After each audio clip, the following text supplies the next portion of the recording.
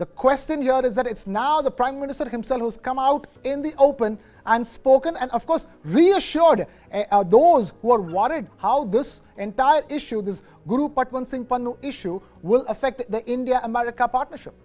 Thank you.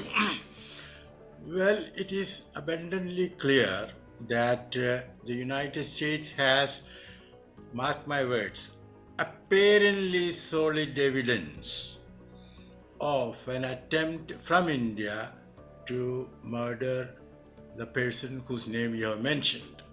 I said apparently solid because the Federal Bureau of Investigation has presented an indictment where all this is clearly stated. Now, I do not think that this matter is going to affect seriously Indo-American relations because we have to look at the big picture. Both India and America need each other. At the same time, as the Prime Minister has now clarified, though earlier the External Affairs Minister also had clarified that since America is giving us evidence or inputs, we are prepared to look into the matter, and I suppose we have been looking into the matter, and let us hope it will be resolved soon. But as I said, we have to take note of the fact that America has, apparently solid evidence. Right.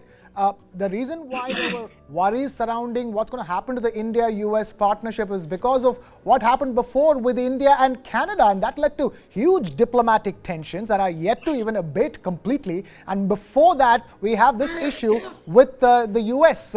And in that sense, how do you compare these two issues and these two relationships? Well, the way India reacted to the credible, I repeat, the so-called credible allegations, quote unquote, from Canada is different because Canada did not give any proper input, whereas America has. But at the same time, we have to recognize that America, Canada, United Kingdom, Australia, and New Zealand, they form the so-called Five Eyes, and they exchange intelligence regularly.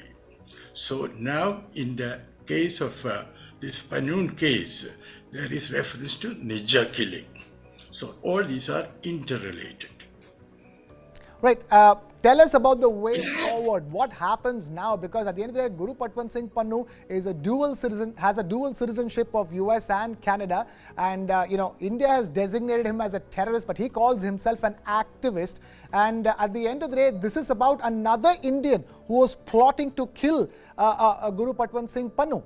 So in that sense, how much impact do you think this latest clarification from the Prime Minister himself have on the entire issue? Now, as I said, India has now at the level of the Prime Minister reiterated that it would look into the matter very seriously. So, its Prime Minister has only repeated what earlier had been said at lower levels. So in that sense, there is nothing new, but then fact of the matter is the man himself saying it, and that will definitely be heard by no less than the US President Joe Biden. You are right. And that should hopefully clear up the mess going forward. Are you expecting a positive resolution to all that's been going on so far? Well, I expect India and the United States to be in touch with on this matter and to resolve it as soon as possible. Okay. The only question here is that, this is coming from the Prime Minister. What happens at the diplomat level once the Prime Minister makes a statement like this, Mr. Fabian? Well, at the diplomatic and intelligence level, the matter has to be further pursued, and I take it that it is being done. Okay. Please understand that the Prime Minister's statement is not the beginning of the attempt to resolve the matter. The attempt to resolve the matter has been underway for quite some time. Okay. The only hope is that now that there's a statement of the Prime Minister, the attempts and the process of resolving the matter can only hasten up further, isn't it, Mr. Fabian? Absolutely. Absolutely. It will certainly hasten up.